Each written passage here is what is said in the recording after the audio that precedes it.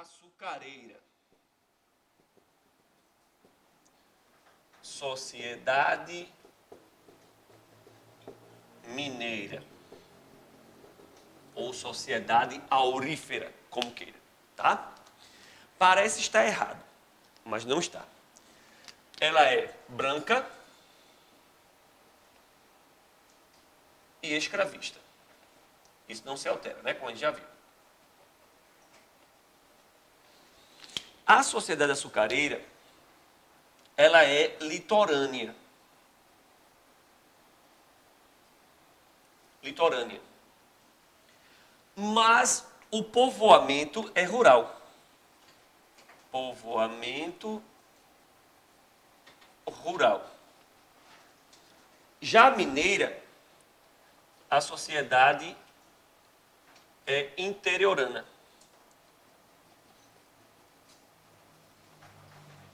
Mas o povoamento é urbano. Entendeu que parece uma casca de banana? O povoamento rural em uma sociedade litorânea. Povoamento urbano em uma sociedade interiorana. Preste atenção. A produção açucareira está nessa primeira faixa. Por isso que a sociedade é litorânea. Mas o núcleo de povoamento não é a cidade. O núcleo de povoamento é o engenho. Se ligou? Por isso que mesmo sendo no litoral, a sociedade ela é rural. Beleza? Onde é que está as Minas? É na praia? Onde é Minas Gerais? É lá dentro, é no interior. Mas o povoamento ele é rural? Em Minas, o bacana são as cidades. Vila Rica, Ouro Preto, Diamantina. Se ligou? Parece que está errado, não é? Mas não está. O açúcar é litorâneo, mas a sociedade é rural. Interiorana, mas a sociedade é urbana. Tranquilo? Vamos fazer a questão? Oi?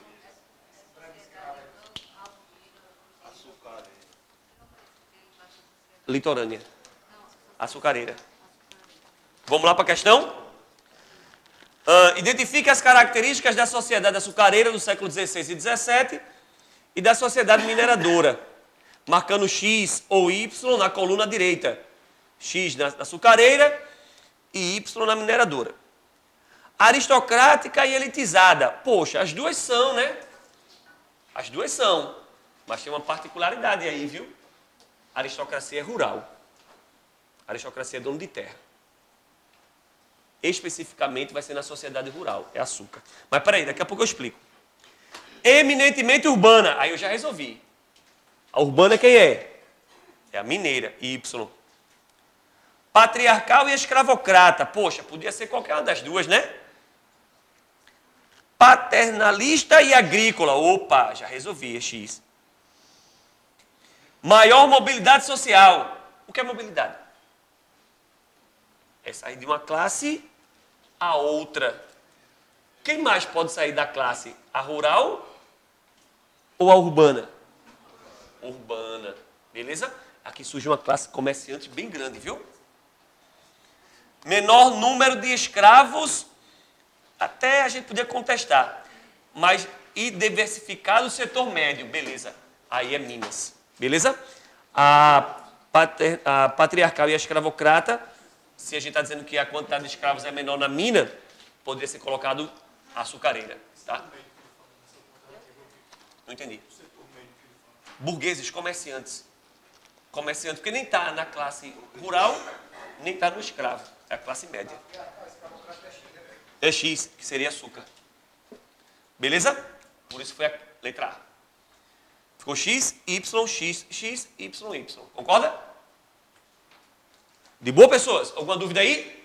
Só ficou confusa aquela outra, né? Patriarcal e escravocrata. Mas como na última ele diz que a quantidade de escravos é menor, aí então beleza, eu posso aceitar que a do açúcar tenha mais, então seja efetivamente escravocrata. Beleza? Uma outra coisa também muito importante, viu? Se liga aqui, ó. Aqui na região das Minas, a classe comercial cresce muito. Porque o cara vive na zona urbana, beleza? Aí a mulher fica enchendo o saco do cara, o cara comprar um sofá bacana, uma escarradeira. Sabe o que é escarradeira, né? Os caras naquela época gostavam de sentar na sala para ficar fumando, né, caixinho? Aí ficou fumo na boca. Aí cuspia numa escarradeira. Ficava uma bacia assim. Comprar uma escarradeira bonita, pô, ficar todo mundo sentado, cuspindo na sala. Aí, pô, quem vai trazer a escarradeira? São os comerciantes.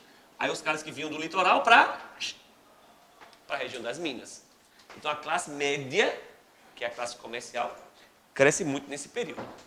Um outro fator que você pode observar também é que na época do ciclo do ouro, a capital sai de Salvador e desce para Rio de Janeiro. Por quê?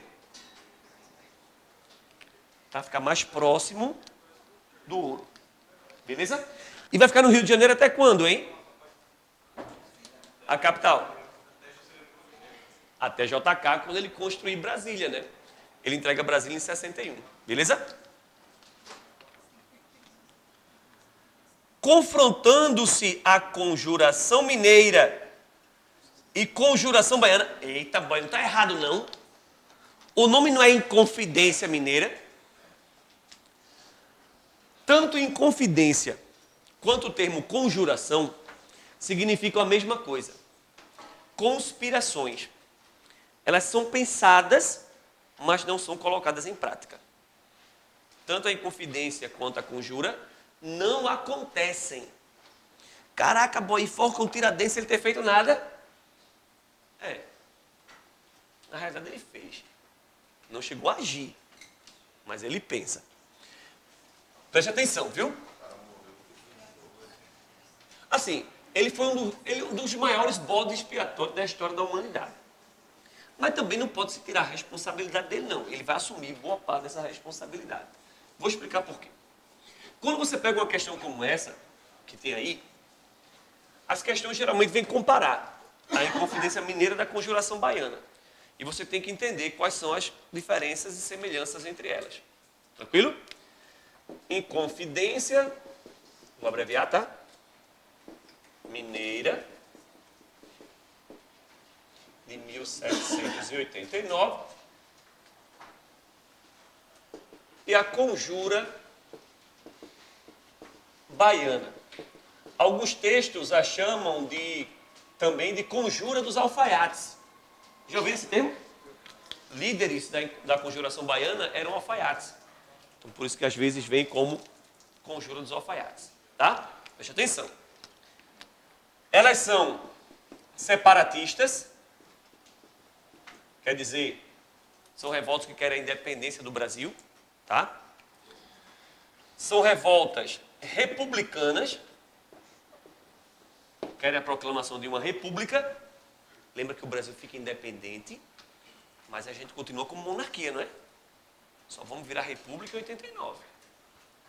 E são inspiradas por uma corrente de pensamento filosófico chamada de iluminismo, que é uma ideologia liberal, que combate o absolutismo. Por exemplo, as práticas portuguesas de exploração sobre o ouro eram absolutistas. Então ele é liberal. Beleza? Contra a intervenção republicana e separatista. Certo? Aí vem as diferenças da Inconfidência Mineira para a Conjuração Baiana. A Inconfidência Mineira é um movimento de elite, enquanto que a Conjura é popular. Um aluno no colégio uma vez fez: ah, boa, é muito fácil lembrar. E aí, meu filho, porque na Minas tem ouro, se tem ouro é rico. Na Bahia só tem negão, é pobre. Olha, não é bem por aí não. Mas se ficar fácil lembrar assim, está resolvido o teu problema, beleza? Popular e a outra elitista. Se tu sabe disso, está resolvido boa parte dos problemas. Sabe por quê? A elite quer acabar com a escravidão? Então eles são escravistas. E uma revolta popular? Quer a escravidão? Eles são abolicionistas. Ah, é porque o povo gosta muito dos negros, né, boy? Não. Não é.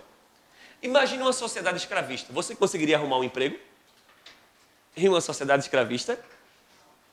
Porra, tem um escravo para trabalhar de graça, levando um cacete, ele vai pagar tu? Claro que não, porra. Se eu abolir a escravidão, aumenta o mercado de emprego, né? Condição extremamente lógica, tá? Inconfidência Mineira, ela é inspirada na independência dos Estados Unidos. Já a Conjuração Baiana, ela é inspirada pela Revolução Francesa, em 1789. Cuidado, tem gente que gosta de ficar decorando data e tal. Até porque é uma data fácil, né? 1789 é a Revolução Francesa. Aí o cara, quando lê assim, ó, Inconfidência Mineira, 1789, oxe, meu irmão da Revolução é inspirada pela Revolução Francesa. Velho, é impossível que uma coisa aconteça na Europa e chegue no mesmo momento no Brasil. É impossível. Principalmente numa época como essa, né? Que a gente não tem contato direto com a Europa. Tá? Então, como é de elite, lembre que quem vai inspirar ele é a independência americana. Já a Revolução Francesa, que não é toda popular, né, que isso fique claro, ela é inspirada basicamente pela Revolução Jacobina, que é quando o povo assume o poder. E tem um fato muito legal aqui, né, velho? Quando o povo assume o poder na França, na Revolução, e vira república, né? Bota o rei na guilhotina e tal. É o período de terror. Quem falou merda vai pra guilhotina. Aí eles vão acabar com a escravidão nas colônias. Uma colônia francesa era o Haiti. O Haiti tinha 10% da população de branco, eram os Grands Blancs, 10% de mestiços e libertos e 80% de escravos. Meu irmão, quando os negão no Haiti ficaram sabendo que a escravidão acabou, mataram os 10% do branco e tomaram o poder. É a primeira revolução negra da América. Aí a gente, às vezes, pega num livro dizendo assim, que a Conjuração Baiana é inspirada na independência do Haiti. Concorde, até porque é uma revolução negra. E, logicamente, a Conjuração Baiana é uma revolução popular, principalmente negra, né? Aí a parada aqui, ó, ela se modifica por alguns fatores. Por exemplo, qual foi a causa da Inconfidência Mineira? A causa da Inconfidência é a derrama. Aí você tem que associar isso aos altos impostos, né? Impostos. É isso que revolta os caras. Já a Conjuração Baiana é por dois fatores. O nomezinho é estranho, mas é fácil de entender. Carestia e falta de produtos. O que é carestia? Ficaram caros. Por que os produtos ficaram caros na Bahia? Como a economia, nessa época, está nas minas, os produtos não chegavam na Bahia. E os poucos produtos que chegavam caros. Por isso, há uma revolta popular. Tranquilo, pessoas? Alguma dúvida aqui? Às vezes, tu vê mais um ponto, como, por exemplo, a Inconfidência Mineira queria o voto censitário. Sabe o que é voto censitário? Voto por renda. Claro, né? Pô, se é a elite, se os ricos assumiriam, tu acha que eles queriam a participação popular? Claro que não. Já a Conjuração Baiana, que é o voto universal, que é o voto para todo mundo, concordo, isso também é certo. Mas isso é uma característica clássica de elite e popular, né? Não precisava nem estar argumentando sobre isso. Tranquilo? Vamos para a questão? Sim, deixa eu explicar um pouco, né? Velho, tem uma parada que tem muita força aqui no Brasil nessa época. Que, na realidade, tem muita força no mundo todo, né? Mas como é que esse pensamento iluminista chega no Brasil nessa época? Tem um cara chamado, dois caras, um chamado Diderot e outro chamado d'Alembert.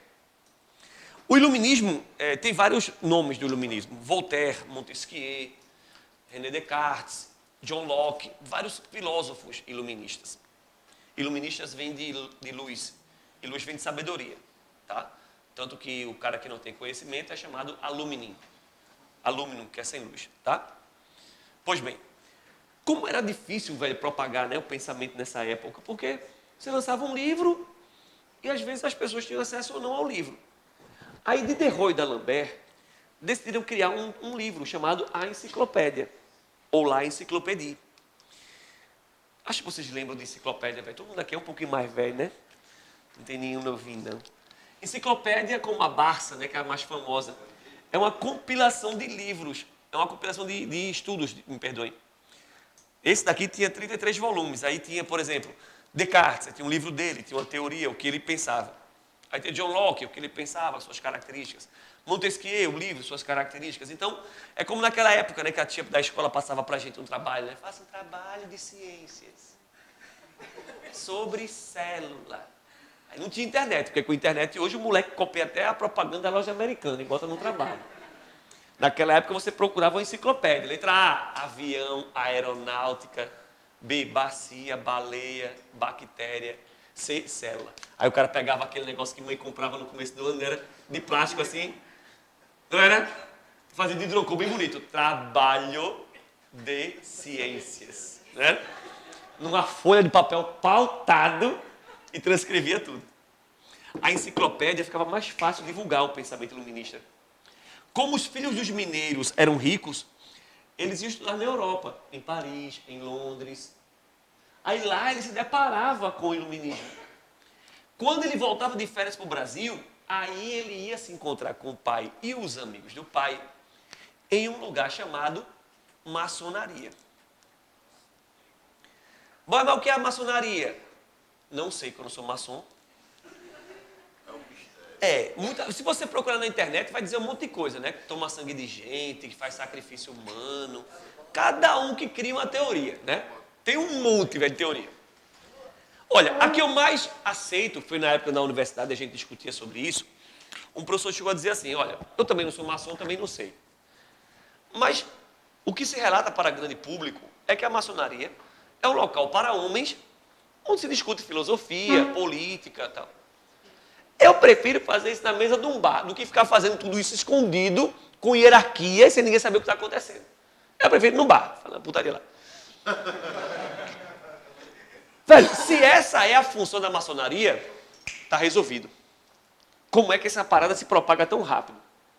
Porque os caras iam ali, discutiam ali entre eles e divulgavam o processo. Tanto é que o projeto da Inconfidência estava todo traçado. São José del Rei seria a capital, iam construir universidades, ia iniciar a industrialização no Brasil, ia romper. São José del Rei seria a capital, né, como eu disse há pouco. Então tinha todo o projeto traçado, tudo bonitinho, como é que se ia proclamar a República do Brasil. Só que eles precisavam de um idiota, de um chumbeta. E o chumbeta vai ser Joaquim José da Silva Xavier, que é Tiradentes. Tiradentes era alfer, é um cargo entre sargento e cabo que não existe mais, e ele era responsável pelo paiol das armas. O paiol é o galpão onde ficam as armas e a munição. Por quê? Porque na hora que a parada explodisse, era Tiradentes que abriu o paiol, o povo pegava em armas para lutar contra o Estado português. Entendeu? Ia exatamente explodir essa revolução quando? Quando fosse cobrada a derrama. Quando a galera invadisse as casas para saquear, aí a galera pegaria em arma e lutaria contra Portugal. Entendeu? Tanto é que Tiradentes sai capeste de cidade em cidade, divulgando a parada. Olha, vai ter uma revolução, assim, assim, assado. Vai em Vila Rica, vai em Diamantina, em Ouro Preto, vai ter a revolução, vão proclamar a independência, blá, blá, blá, blá, blá. Ele era um grande entusiasta, diga-se de passagem. Reza até a tradição de que Tiradentes andava com uma Constituição americana embaixo do braço, batendo de porta em porta para perguntar quem sabia falar inglês, para traduzir para ele trechos da Constituição. Ele era um grande entusiasta da independência do Brasil. Só que no meio dos Inconfidentes tinha um cara chamado Joaquim Silvério dos Reis. Joaquim Silvério dos Reis era diga-se assim, um cara de respeito, um cara de nome, mas é um cara que devia até o fundo das cuecas a Portugal. Um dia antes da derrama, da explosão da Revolução, Joaquim Silvério dos Reis vai até o Visconde Barbacena, que é o governador das Minas Gerais. E diz assim a ele, olha, Visconde, eu tenho uma dica para dar para o senhor, e é um negócio muito bom. Aí o Visconde, pois diga, ele disse, não é assim não. Eu só conto se o senhor libertar minhas dívidas que eu tenho com Portugal. Aí o Visconde falava assim, eita, o negócio é bom mesmo, é? Se fosse o senhor, eu fazia. Aí o Visconde, tá certo. Ele, não, mas peraí, não é assim não. Assina um papel aqui. Eu, Visconde Barbacena, libere Joaquim Silvério dos Reis da dívida com Portugal. Ele assinou e entregou. Diga o que é. Aí Joaquim Cidade dos Reis, vai explodir amanhã uma revolução, o Brasil vai ficar independente, vão proclamar uma república, vai iniciar um surto industrial, vão construir uma universidade. Acabou, entrou tudinho. Aí o Visconde, é mesmo? É. Prendam ele. Não, prende. Levaram ele preso. Dialogaram como o exército gosta de dialogar com ele. E ele dedurou todo mundo. Acabou, entrou todo mundo. No outro dia, suspenderam a derrama. O povo ficou esperando, mas cadê a derrama? Ninguém foi cobrar. E foram na casa dos inconfidentes e prenderam tudinho. Foi você? Rapaz, foi eu não, foi Tiradentes. Foi você, velho? Foi eu não, foi Tiradentes. Foi tu? Foi não, foi Tiradentes. Tiradentes? Rapaz, não foi eu não, mas está todo mundo dizendo que foi. Foi. No dia do enforcamento ele diz, 1000 vidas eu tivesse, 1000 vidas eu daria. Ele acreditava piamente que aquela parada poderia acontecer. Então assim, ele é um bode expiatório? É. Porque toda elite passou ilesa, só ele foi enforcado. Mas vale sempre ressalvar, ele vai para a forca tendo toda a honraria de que realmente foi ele um dos grandes responsáveis pela parada. E realmente ele foi. Beleza? Ele é enforcado, né? Outra coisa interessantíssima. Os autos da devassa, que é o dia do seu julgamento, diz cabeça e barba raspados. Então aquela imagem que você vê de Tiradentes parecendo com Jesus Cristo pode morrer. Beleza? Barba e cabelo raspado, é enforcado, esquartejado, seu tronco enterrado próximo à igreja, membros e cabeça salgados durante 30 dias e depois colocados nos pontos mais altos dos locais onde ele conspirou. Então, no centro de cada cidade tinha um tinha uma perna, outro tinha um braço, outro tinha uma cabeça. Já imaginou você acordar logo cedo com um cafezinho, quando abrir a janela tem a porra de uma perna. Que fecha aquilo? Tiradentes. Se revoltou contra Portugal. Você quer sua perna ali? Oxe, eu não. Deus me livre. Então não se revolte contra Portugal. Que é para servir de exemplo. Até que o tempo a consuma. Tu entendeu o que isso quer dizer? A cabeça ia ficar lá. Ia ficar, ia apodrecer, ia cair o olho, ia escorrer o cérebro, ia ficar até que o tempo a consumisse. Salgado aí aqui nem bacalhau. Só que é o seguinte, né? Reza a tradição também, reza a lenda, que quando os caras colocam os pedaços dele lá, a própria maçonaria vai e recolhe. Beleza? Então no outro dia já sumiu. Isso é uma das histórias que se conta, tá? Se é verdade ou não, não sei, mas é muito boa essa história, tá? Então é assim que a Inconfidência Mineira, ela acontece. Que ela não acontece, né? Diga-se passagem. Ô, boy, a conjuração baiana. Se era popular, como é que a maçonaria vai entrar?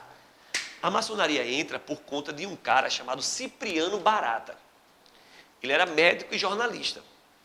Cipriano Barata fazia parte de uma loja maçônica, porque toda maçonaria tem uma loja para vender livros e tal, chamada Cavaleiros da Luz. Nessa loja maçônica, Cipriano Barata imprimia panfletos para divulgar a Revolução Francesa, para falar sobre as conquistas populares, blá blá blá, e começa a divulgar isso em pequenos pasquins, pequenos jornais, tendo adesão de boa parte da população, do povão mesmo. Por isso que ele está enganjado nessa parada.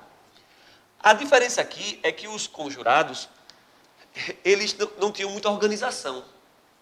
Então eles ficavam na porta das igrejas, divulgando panfleto de revolução. Povo baiense, a independência não é tardia. Então entenda, todo mundo sabia que tinha alguém conspirando. Só era ficar na porta da igreja, porque algum idiota ia aparecer entregando panfleto.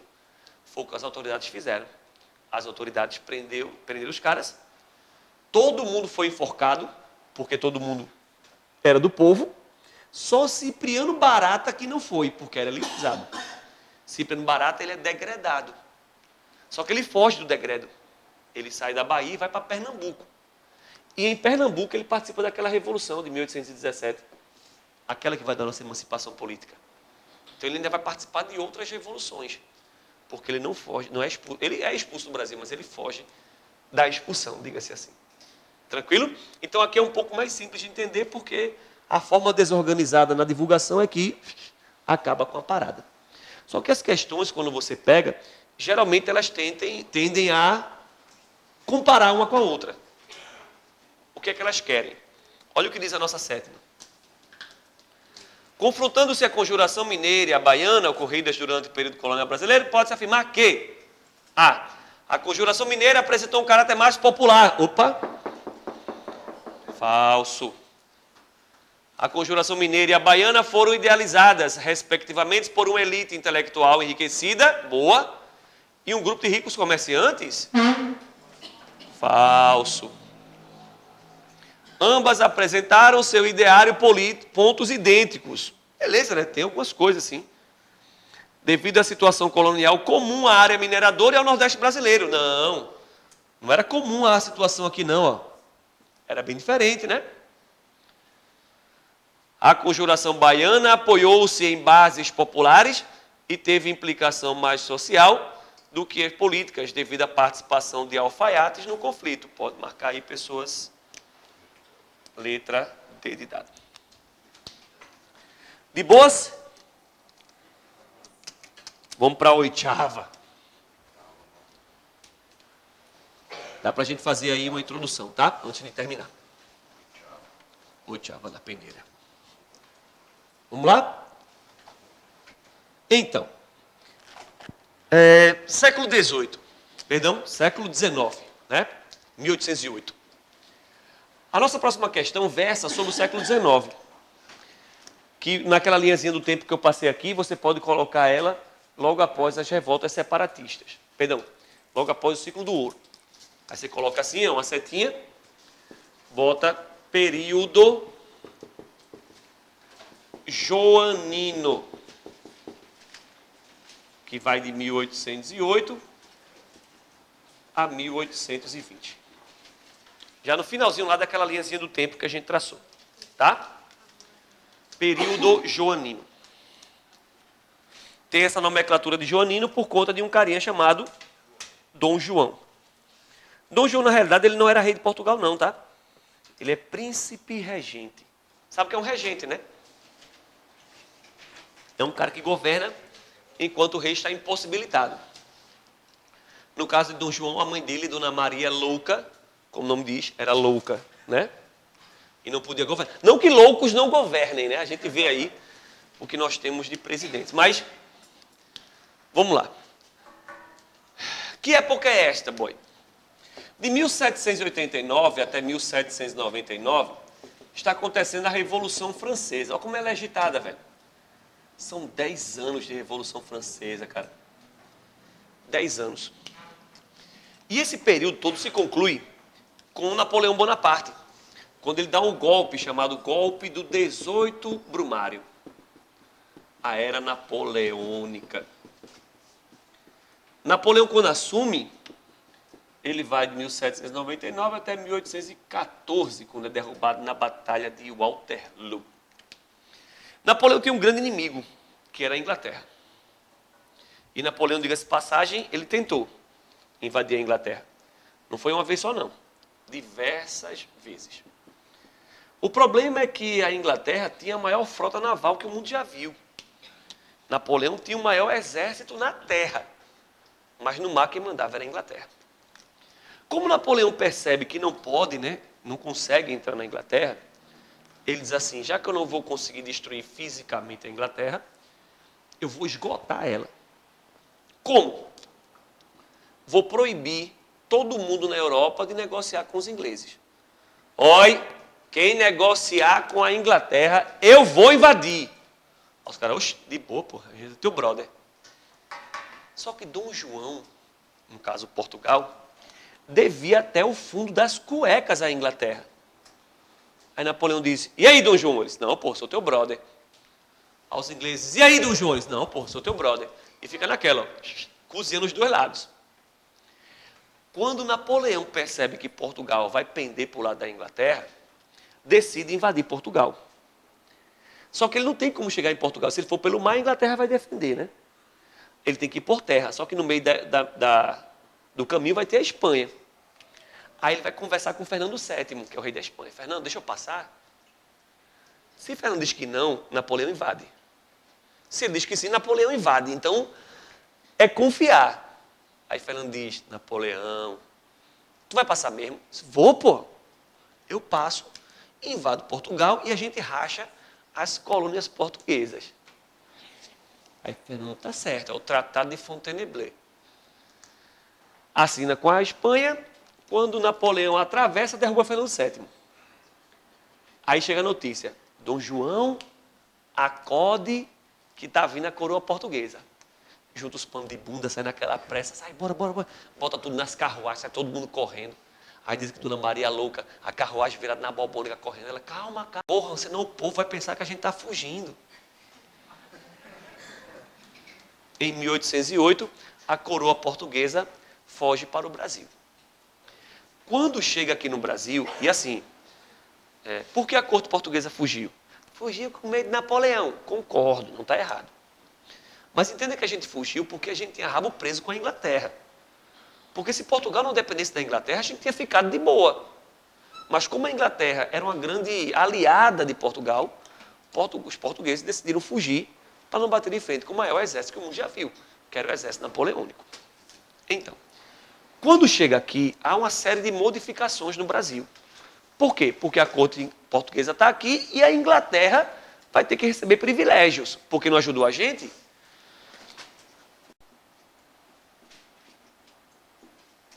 Aos produtos ingleses. Privilégios aos produtos ingleses. Beleza? Vai ter um outro também chamado Tratado de Aliança e Amizade com as Nações Amigas, que é só a Inglaterra. Beleza? É os tratados que vão privilegiar os ingleses aqui no Brasil. Para tu ter uma ideia, ó, qualquer outro país da Europa que exportava para o Brasil, pagava 42% de imposto. Então imagine, por exemplo, um vinho português e um vinho francês. O vinho francês era 42% mais caro do que o vinho português. Sabe o que é isso, né? Protecionismo alfandegário, é para proteger o seu produto. Portugal, quando exportava para a gente, pagava 17%. Pô, mas pagava, isso é insignificante, né? 17% é ICMS que você paga quando vai um produto daqui de Alagoas para Pernambuco. É um valor irrisório. Com esses tratados aí, ó, a Inglaterra passa a exportar para a gente pagando 16%. Entendeu quanto privilégio vai ter os ingleses? Ah, o Brasil pode produzir manufatura, não pode? Pode. Como é que a gente vai produzir manufatura concorrendo com a manufatura inglesa de excelente qualidade? Então, tinha um tecido brasileiro mal feito, fuleiro, rabugento, custava 9, e um de excelente qualidade, que era o inglês, custava 10. Vai comprar qual? Quebra a manufatura do Brasil. A gente não consegue concorrer com o produto inglês. Então vendia-se de tudo aqui no Brasil. Até patins de gelo se vendia. Não sei para quê, mas vendia. Porque, entenda, a Inglaterra que em outrora comercializava com o mundo todo, não podia mais comercializar com ninguém. E todo o produto inglês ia para onde? Para os bestas. Para a gente. E uma série de benefícios acontece no Brasil. Dom João VI, quando aqui chega, ele vai abrir uma série de repartições públicas. Ele não veio sozinho, não. Veio ele, mais 15 mil novos vagabundos que não tinham o que fazer em Portugal. 15 mil novos vagabundos que não tinham o que fazer. Eu vou fazer o que com essa rapaziada toda? Me diga. Tem castelo para esse povo? Nem castelo tinha no Brasil. Aí quando desembarca, aí os nobres, aquele nobre chumbeta, que não sabia fazer porra nenhuma, mas chumbetava o rei. Ô, seu Dom João, meu príncipe, aquela casa ali, ó. Aí Dom João olhava para a casa, tocava assim no moleque que vinha com um baldezinho de tinta, aí dizia, aquela casa ali, aí o moleque corria e botava assim na porta, PR, Príncipe Regente. Se na sua casa tivesse esse PR, fique feliz, viu? Você vai sair dela para que um nobre more nela. Logo, o PR virou um apelido de ponha-se na rua. Porque a partir do momento que você chegou com a corte portuguesa, vai instalar todo mundo nas casas das pessoas que já estavam aqui. Então imagine a carga tributária que vai gerar isso. Como é que eu vou manter essa galera toda aqui no Brasil? Eu vou abrir repartições públicas, vou botar esses caras para trabalhar. Esses caras sabiam fazer alguma coisa? As repartições funcionam? É uma herança portuguesa. Ao chegar ao Brasil, Dom João VI causou mudanças. Educados na Europa sobre a influência do iluminismo francês, os nobres precisavam dos livros, das pinturas e dos estudos científicos como símbolos de poder, de progresso e para se diferenciar dos nativos incultos que trabalhavam. A assinada alternativa que traz 4 medidas efetivadas pelo governo que se instalou no Rio de Janeiro em 1808. A inauguração do Real Horto, o Jardim Botânico, verdadeiro. Criação do Banco do Brasil, verdadeiro. Zoológico de São Paulo, falso. Criação da Caixa Econômica Federal, falso. Vamos para a próxima. Instalação da missão científica austro-francesa. Vai vir mesmo, viu? Caras como Debré, que eram perseguidos por Napoleão na Europa, vieram para o Brasil e fundaram a Escola de Belas Artes, tá? Vamos aceitar, né? Inauguração dos jornais O Globo e o Estado. Porra, falso. Fundação da Real Biblioteca, boa. Construção do Forte de Santa Maria, no Rio de Janeiro. O Forte do Rio. Vamos aceitar. Casa da Moeda, beleza. Inauguração de um orquidário. Não, é falso. Orquídeas. O que ele funda é o Jardim Botânico. A letra E. Jardim Botânico. Imprensa régia. Sabe o que é imprensa, né? Não só de jornais, como para emissão de livros. Tá? Fundação da Real Biblioteca, que é a Biblioteca Real do Rio de Janeiro. Ainda funciona até hoje. Importantíssima no Brasil. Instalação da missão científica austríaca e da missão artística francesa.